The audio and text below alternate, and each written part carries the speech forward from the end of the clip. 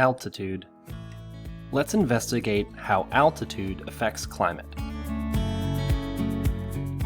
In this activity, scientists will be able to determine how altitude affects climate by comparing temperature data from cities with the same latitude but different altitudes.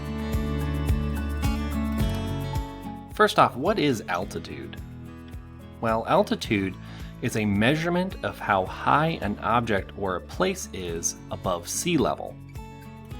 And the top of the ocean has an altitude of 0 meters. The top of the ocean is what we refer to as sea level. As you go higher up, like a mountain for example, the altitude starts to increase, all the way up until the highest point on Mount Everest, which has an altitude of 8,848 meters.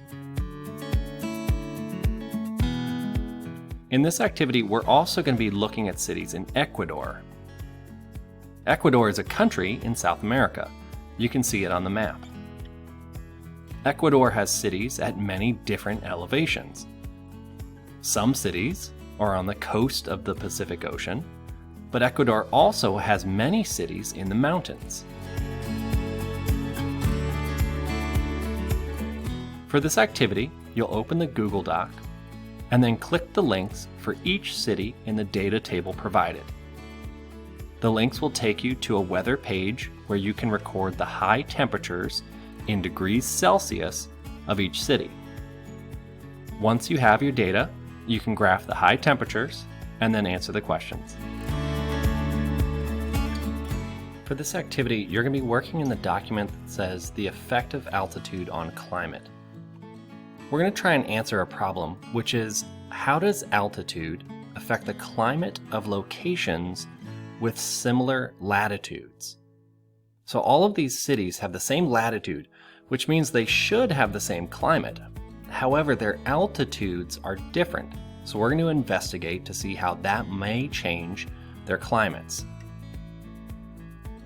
To find the climate data of the cities, you're going to click the link underneath the name of the city.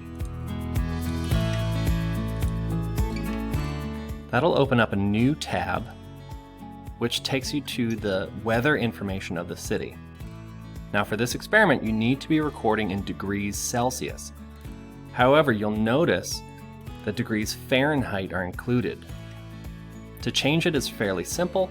You go to the top right of the screen, click the cog icon, and then click degrees Celsius.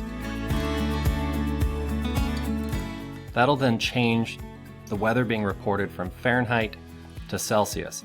So I'm noticing on the day I'm checking that it's 24 degrees Celsius. So I can go back to the tab with my experiment and record that the temperature is 24. I would then follow the links for the remaining cities and record their temperatures. Once I've done that, it's super important that you graph your results. Like it says, this assignment will not be graded until a graph is uploaded.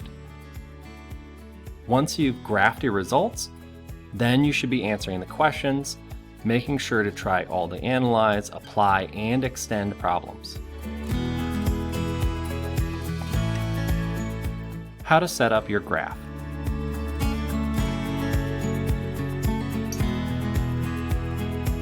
Start your graph by drawing the x-axis. On the x-axis, you're going to be skip counting by 500.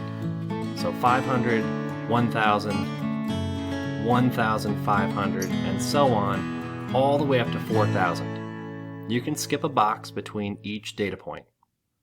This is going to be your altitude data, measured in meters. Next, draw your y-axis.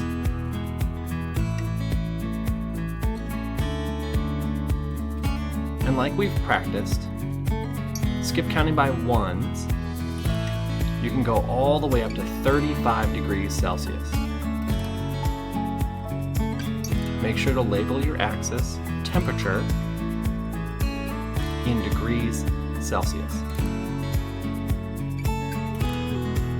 Finally, add a title to your graph which is the effect of altitude on temperature.